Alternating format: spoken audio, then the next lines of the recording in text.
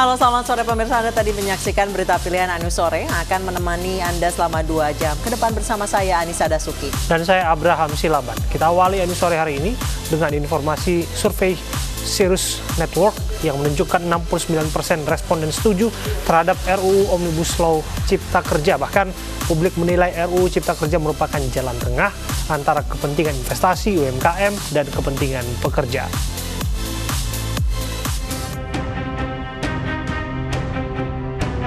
Pro kontra RUU Cipta Kerja terus bergulir. 16 Juli lalu, demo elemen buruh di depan gedung DPR yang menolak Omnibus Law RUU Cipta Lapangan Kerja bertahan hingga malam dan sempat rusuh. Sejumlah kelompok mulai melempar botol ke polisi dan juga membakar beberapa benda, meskipun unjuk rasa telah melewati batas waktu. Namun ricuh tidak meluas dan massa akhirnya membubarkan diri. Massa menilai RUU Omnibus Law Cipta Kerja ini merugikan rakyat kecil, terutama kaum buruh. Di tengah kontroversi RUU Cipta Kerja, Cyrus Network justru mengeluarkan survei yang menunjukkan 69% responden setuju terhadap RUU ini.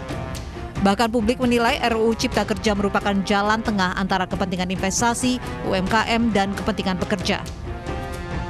Bahwa secara umum, persepsi terhadap RUU Cipta Kerja cukup baik dengan 69% responden setuju terhadap RUU ini. Nah, misalnya RUU Cipta Kerja meningkatkan keterampilan pekerja Indonesia. Ini dinyatakan oleh 46% responden kita. Nah, penilaian persetujuan secara umum terhadap isi atau konten yang sedang dibahas di DPR RI saat ini adalah 41,2%. Next. Sementara itu, Guru Besar Fakultas Ekonomi dan Bisnis Universitas Indonesia Ari Kunchoro menilai RUU Cipta Kerja memudahkan penciptaan lapangan kerja, kemudahan dan pendidikan usaha, dan perbaikan regulasi, sehingga harus dijelaskan agar masyarakat memahami. Kalau dibungkus, ya itu jawabannya lain, tapi kalau dipretelin, jawabannya ya banyak yang setuju. Ya, jadi ini barangkali adalah ini adalah masalah komunikasi massa kepada masyarakat. Sebenarnya isinya apa dari RUU Cipta Kerja?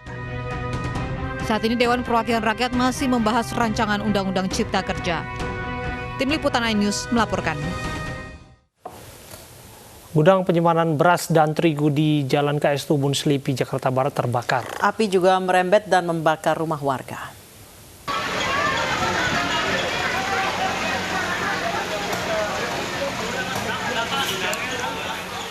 Kobaran api dengan cepat membakar sebuah gudang tempat penyimpanan beras dan terigu serta di Jalan KS Tubun Selipi, Jakarta Barat.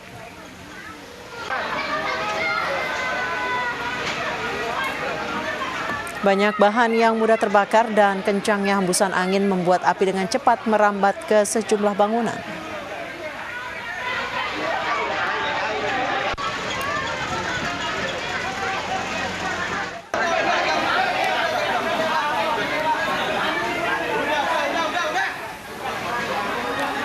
Warga di lokasi yang panik berupaya memadamkan api dengan air dan alat seadanya.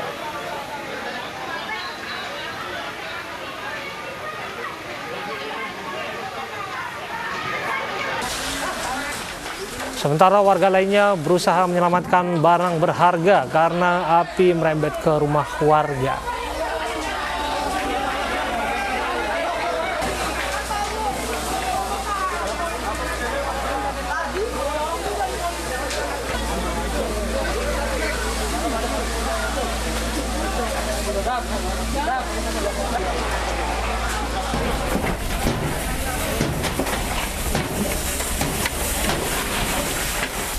Petugas pemadam kebakaran yang tiba di lokasi berusaha memadamkan kobaran api dengan menerjunkan 8 unit mobil pemadam kebakaran. Menurut keterangan saksi, api pertama kali terlihat dari dalam gudang beras dan langsung merambat ke bangunan lain.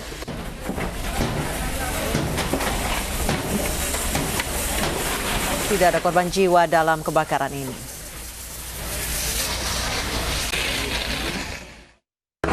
Kerja itu yang penghuni kamar kecil itu malah dia keluar mengatakan kebakaran. Nah secepat itu langsung kita jebolin atap itu, rupanya api udah besar. Pak, kamar kecil yang Bapak bilang tadi ada di dalam gudang itu atau Ya, di luar? sebelahan. Di luar gudang itu? Iya sebelahan. Sebelahan. Deretan inilah Gitu ya. ada buat karyawan lah ya. Oke. Nah itu dia pas kebetulan dia ada. Gitu. Pas Bapak datang kemari, pas Bapak melihat itu kepulan asap terlihat di bagian mana ya Pak? Antara gudang dan kamar. Di bagian belakang, tengah, depan? Belakang kamar. Belakang kamar ya. Demo menuntut ganti rugi tanaman rakyat di Kabupaten Kolaka Timur, Sulawesi Tenggara diwarnai kericuhan. Warga ribut dengan polisi akibat para demonstran memaksa masuk ke area pembangunan bendungan.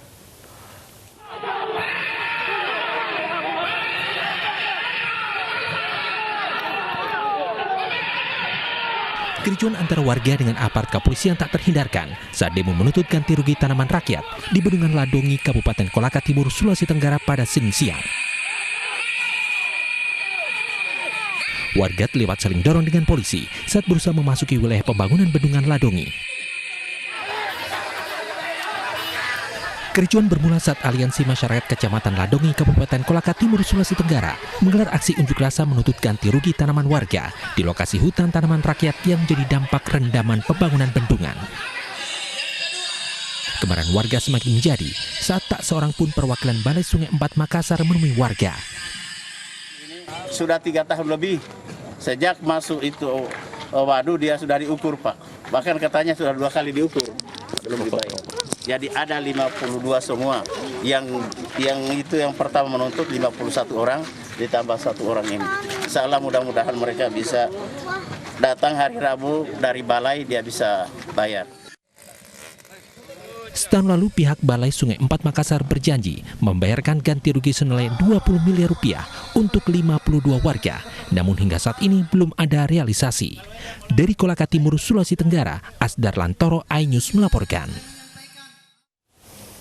Sengketa rumah di Kepung Pagar dan bangunan Ponorogo, Jawa Timur mendapatkan perhatian dari Pemkab Ponorogo, Jawa Timur. Bupati Ponorogo memperingatkan pemilik pagar agar segera membongkar pagar yang menghalangi akses pemilik rumah.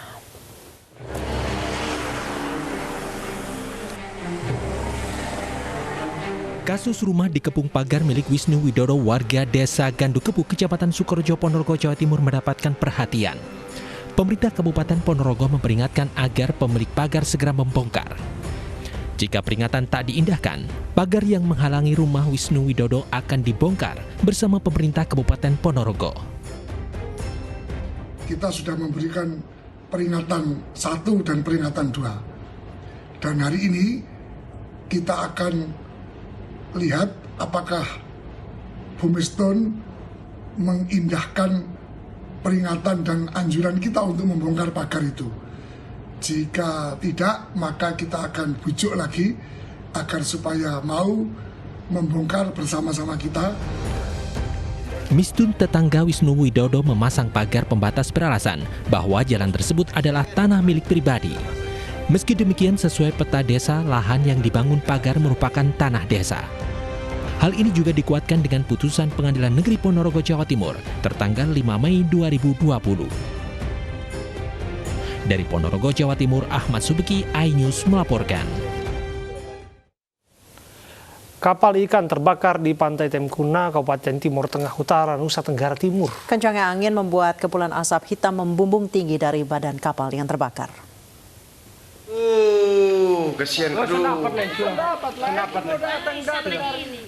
Dalam video amatir, kepulan asap hitam membumbung tinggi dari sebuah kapal ikan yang terbakar di Pantai Temkuna, Timur Tengah Utara, NTT. Seluruh badan kapal hangus terbakar sehingga tidak ada barang yang dapat diselamatkan. Kebakaran mengakibatkan pemilik kapal rugi hingga 500 juta rupiah. Polisi masih menyelidiki penyebab kebakaran. Kesian, aduh.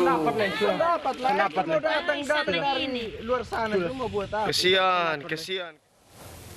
Kementerian Kelautan dan Perikanan merilis aplikasi yang memudahkan perkara hukum pidana kelautan dan perikanan. Selain itu, Menteri Edi Prabowo juga meminta penyidik PNS Perikanan untuk menindak tegas illegal fishing. Menteri Edi Prabowo merilis aplikasi Tindak Pidana Kelautan dan Perikanan atau TPKP untuk menunjang kerjasama antar aparat penegak hukum. Aplikasi TPKP memuat data penanganan tindak pidana kelautan dan perikanan serta jumlah kapal yang ditangkap dan proses hukumnya. Selain itu, dengan aplikasi TPKP, publik juga bisa memantau proses hingga hasil dalam penegakan hukum kelautan dan perikanan. Sementara untuk menegakkan hukum, Menteri Edi meminta para penyidik pegawai negeri sipil perikanan untuk menindak tegas pelaku illegal fishing. Sejak Oktober 2019, KKP telah menangkap 66 kapal pencuri ikan di lautan Indonesia, di mana 49 kapal diantaranya merupakan kapal asing. Kita kejar, dia melawan, tertabrak, akhirnya tenggelam. Jadi kalau saya pikir cukup menjawab bahwa semangat kami, kalau ada yang melawan tetap akan kita ajar juga. Tentunya itu tadi yang saya sampaikan, semakin ke sini modusnya semakin berani. Kalau Anda lihat akhir tahun lalu sudah berani menabrakkan kapal mereka ke kapal kita. Dan ini saya yakin setelah ini mereka akan lakukan lebih lagi. Makanya kita harus lebih kuat dari sisi penyidikan, itu dari sisi softwarenya, nanti hardware juga kita akan isi dengan penguatan. Jadi bagi kami, kalau dia melawan, kami tidak akan gentar. Anda sudah lihat saksi bagaimana kinerja anak-anak buah kita di lapangan. Terakhir bagaimana dia harus melompat ke kapal untuk menghentikan. Pemirsa, tim dari Kementerian Kelautan dan Perikanan berulang kali menangkap kapal pencuri ikan di Laut Nusantara. 2 pekan lalu, 2 kapal asing yang mencuri ikan di perairan Indonesia ditangkap di Laut Natuna Utara. Sempat terjadi kejar-kejaran saat kapal pencuri ikan berusaha kabur keluar wilayah Indonesia.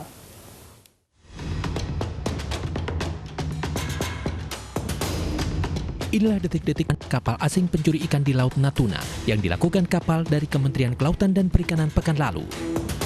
Petugas KKP melompat ke kapal pencuri setelah tembakan peringatan diabaikan dan kedua kapal asing ini berusaha kabur keluar dari perairan Indonesia. Setelah 2 jam, 2 kapal yang diawaki warga Vietnam dan Kamboja ini berhasil dihentikan.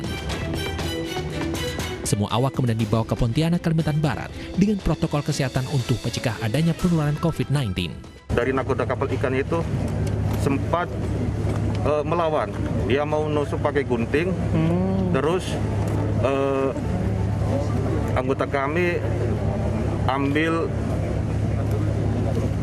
parang yang ada itu. Di samping ada senjata kami, cuma untuk menjaga situasinya ambil parang. Dia menangkis pakai punggungnya parang itu, jadi guntingnya jatuh. 2 kapal pencuri ikan ditahan di Stasiun Pengawasan Sumber Daya Kelautan dan Perikanan Pontianak. Sementara 24 warga asal Vietnam dan Kamboja setelah diperiksa akan dideportasi ke negara asal. Dari Pontianak, Kalimantan Barat, Uun Junior, iNews melaporkan. Pemirsa, kapal perang Republik Indonesia Semarang 594 mendapatkan serangan udara dari 6 pesawat tempur di perairan Jawa. Dengan kesigapan prajurit TNI Angkatan Laut, pesawat tempur musuh ditembak jatuh senjata KRI Semarang. Aksi tersebut merupakan simulasi tempur TNI Angkatan Laut untuk menjaga kedaulatan dan menjamin stabilitas keamanan perairan Indonesia.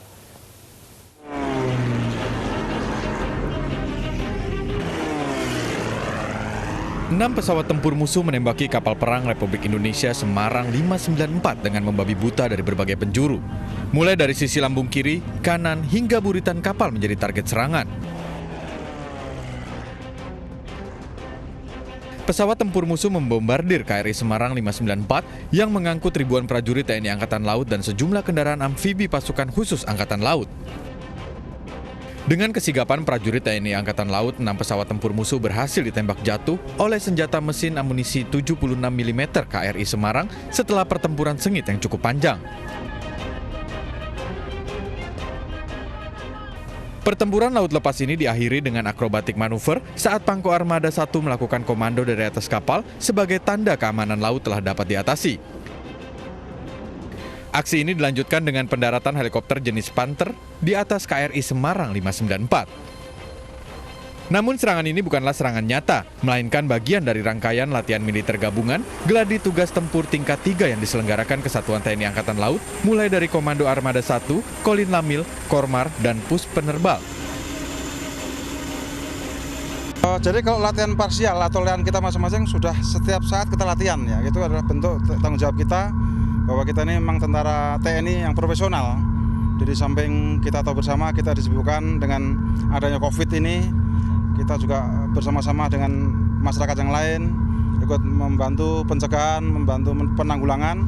Namun tugas pokok kita sebagai penjaga kedaulatan, kita harus jaga itu yang namanya profesionalisme prajurit. Dari setiap latihan kita. Latihan rutin tapi kita harus siap setiap saat kan gitu kan. Kita tentara harus setiap saat. Bisnis kita adalah menjaga kedaulatan bangsa. Kita harus profesional, harus mampu siap digunakan setiap saat. 6 pesawat tempur yang dikerahkan untuk simulasi menyerang KRI Semarang 594 adalah pesawat G-36 Bonanza dari Kesatuan Skuadron Udara 200 Wing Udara 2 Pusat Penerbangan Angkatan Laut. Kegiatan latihan gabungan Gelas Gaspur tingkat 3 atau L3 tahun ini melibatkan 2.000 personil TNI Angkatan Laut dari berbagai unsur satuan angkatan. Dari perairan Selat Sunda, Rian Rahman, iNews melaporkan. Pemirsa, kami baru mendapat informasi bahwa liputan simulasi perang yang baru saja Anda saksikan mendapatkan penghargaan dari Komando Armada 1 TNI Angkatan Laut. Kita ke informasi berikutnya, pemirsa. Dukungan masyarakat untuk tenaga medis melalui MNC Peduli terus mengalir. Tidak hanya alat pelindung diri, bantuan berupa makanan siap saji juga diberikan untuk memenuhi nutrisi harian petugas medis agar daya tahan tubuh mereka tetap terjaga selama menjalani tugas melawan COVID-19.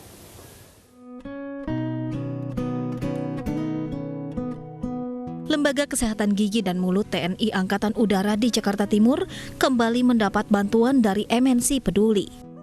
Tak hanya alat pelindung diri, MNC Peduli bersama PT Produser Pangan Asia juga memberikan paket makan siang untuk petugas medis. Bantuan ratusan nasi kotak yang dibeli dari pelaku usaha mikro kecil menengah ini diharapkan mampu mencukupi nutrisi harian para petugas medis yang tengah menjalankan tugas mulianya. Sebelumnya MNC Peduli juga telah memberikan bantuan berupa sarung tangan medis, masker bedah, dan masker KN95 untuk tenaga medis di lembaga militer ini.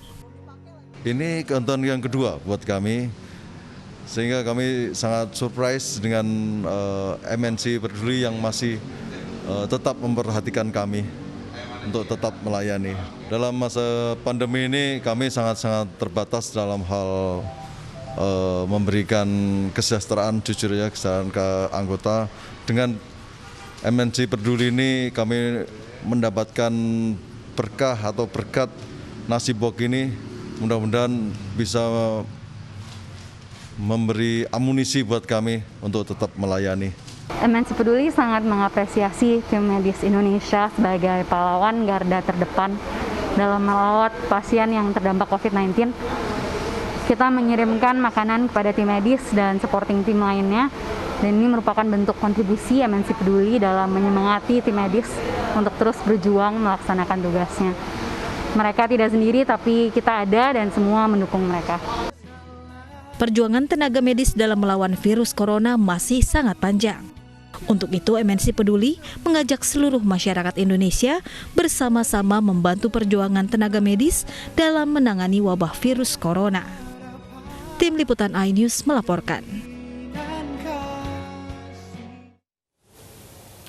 Hanya gara-gara uang Rp10.000, seorang pemuda di Palembang, Sumatera Selatan tega membunuh temannya. Setelah jeda kami akan membahasnya, tetap bersama kami di iNews Sore.